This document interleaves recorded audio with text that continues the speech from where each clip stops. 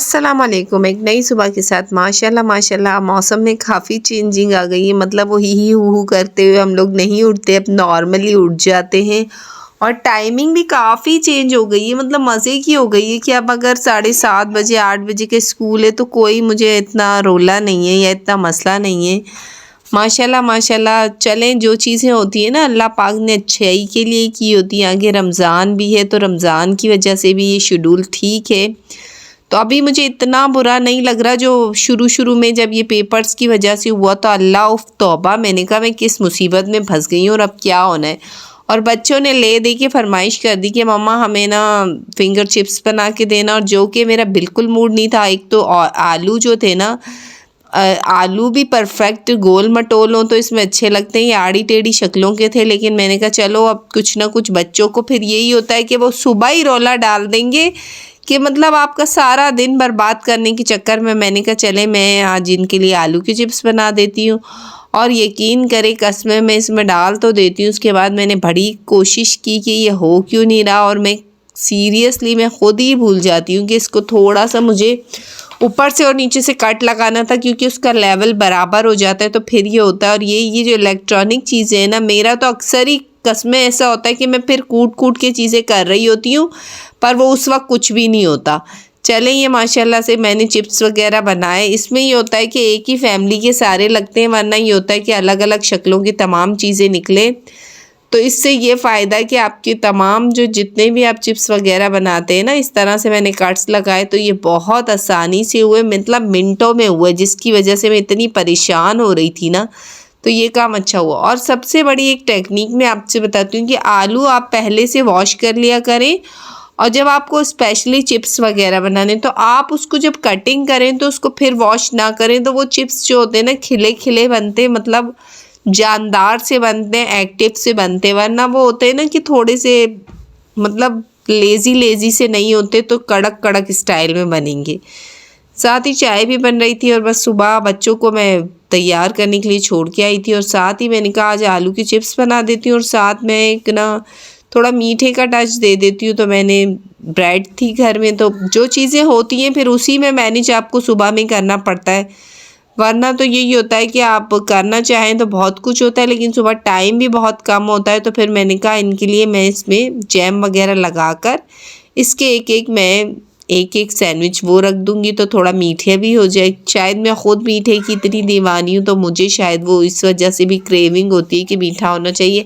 और ख़ास तौर पे अगर आप कहीं लंच में ब्रेड लेके जाएँ तो उसके जो कॉर्नर्स होते हैं ना, मुझे इतने इरिटेट करते हैं, मुझे समझ नहीं आता कि मतलब वो थोड़ी देर के बाद उसका ना वो मज़ा नहीं होता। जब तक आप फ्रेश गरम अगर खा रहे हैं तो फिर तो ठीक है, वरना अदरवाइज़ अगर आप रख दें तो फिर मज़ा नहीं है इसमें, क्योंकि उसके कॉर्नर थोड़े परेशानी देते।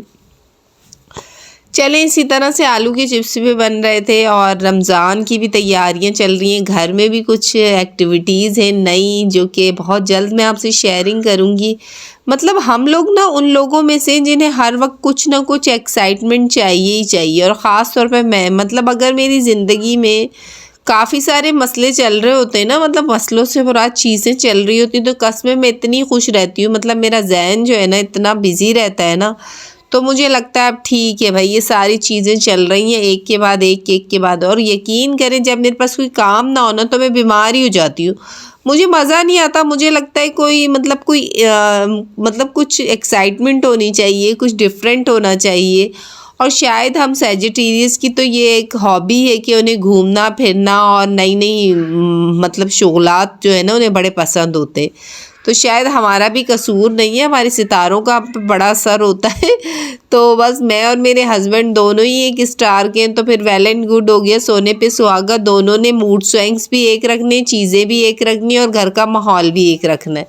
बस माशाल्लाह इसी तरह मैंने बच्चों के लंच रेडी कर दिए थे। लंच के साथ साथ मियाँ जी के लिए, और साथ में मैंने चाट मसाला डाल दिया, केचप मैंने कहा नहीं, क्योंकि वो केचप भी ना थोड़ी देर रख दो तो वो पता नहीं किस तरह की शक्ल इख्तियार कर जाता है, तो उससे मैं ही समझती हूँ कि इतना कुछ होता है, तो मैं बच्चों को थोड़ा अवॉइड करती हूँ। फिर वो बात अलग है कि बच्चों ने रोले वोले डाल के और अपने साथ फिर ले जाएं केचप्स, तो वो बात अलग होती है। साथ ही बच्चों का मैंने नाश्ता रेडी कर लिया था, बच्चे तकरीबन तैयार थे। मौसम भी माशाल्लाह अच्छा हो गया। बच्चों की तैयारियां चल रही थी, स्कूल टाइमिंग, और बड़ी टफ़ टाइम होता है ये। लंच वगैरह बन गया और इनके जाते ही आज मैंने कहा मैं प्रॉपर इनके बैग लगाती हूँ कि बस ये चले जाएं। बस इनके जाते ही मैंने कहा कि मैंने अब बाकी का रूटीन देख, बस मैंने जल्दी जल्दी कपड़े धोने थे क्योंकि कपड़ों के रोले तो कसम में ख़त्म नहीं होते। और मौसम भी आज काफ़ी ठीक था, वरना इतने दिन तो सिंध में इतनी मिट्टी उड़ी कि हर चीज़ आपकी ना इसी तरह हो जानी है। और ये बास्केट्स भरी हुई थी, मैंने कहा साथ साथ ये भी धो लूँगी। और बस उस दिन जो दावत थोड़ी बहुत कर ली तो उसमें भी मैंने काफ़ी बर्तन वगैरह निकल गए। फिर मैं बड़ी इस टाइप की हूँ कि किचन में उतने ही बर्तन रखने चाहिए जितनी ज़रूरत हो, और एक्स्ट्रा बर्तन हमेशा उनकी जगहों पे लगा लें। और यकीन करें मेरे फर्नीचर में मेरे पास डिवाइडर नहीं है तो इतने मसले हैं ना।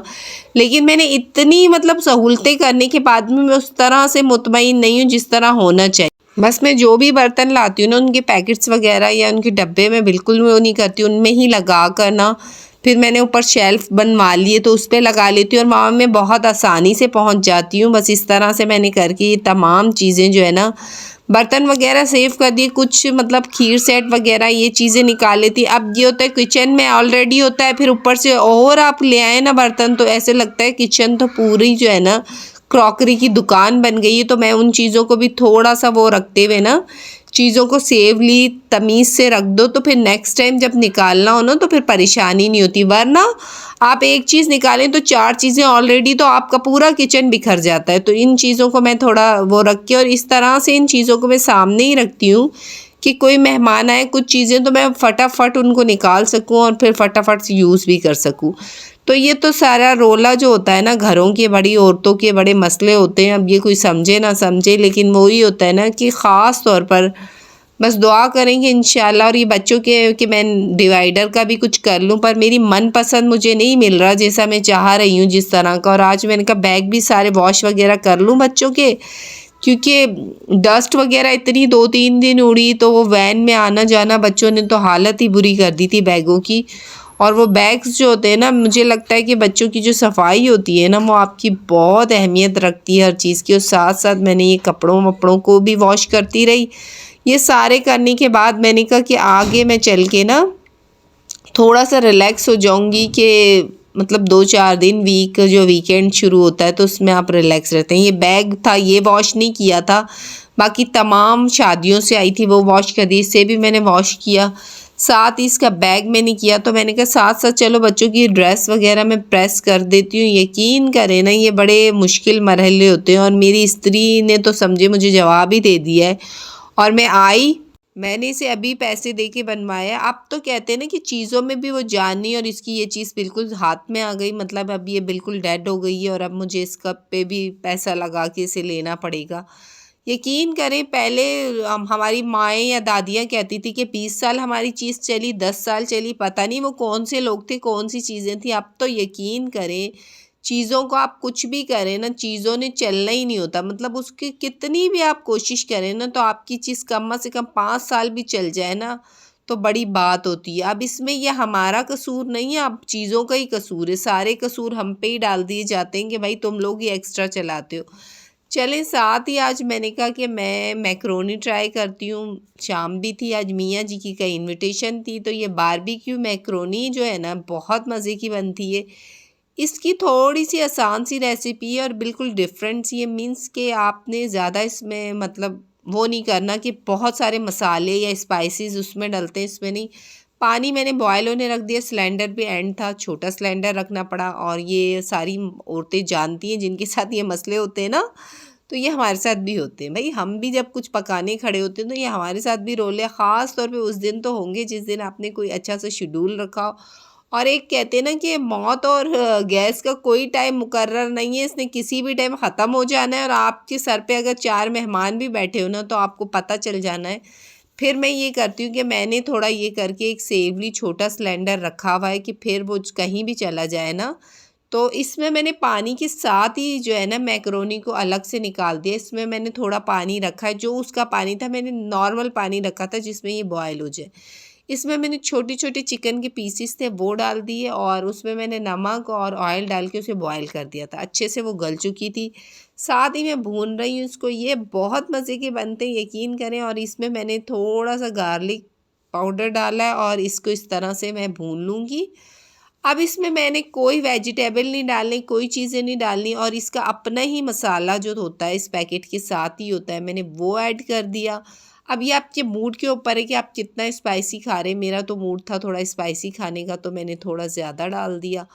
और इसी तरह अच्छे से जब ये भून जाए तो इसमें मैंने चिली सॉस, अच्छा ज़्यादा चिली सॉस, थोड़ा सा कम सोया सॉस। अब मैं नापती वापती नहीं हूँ, उस वक्त मुझे जितना लगता है।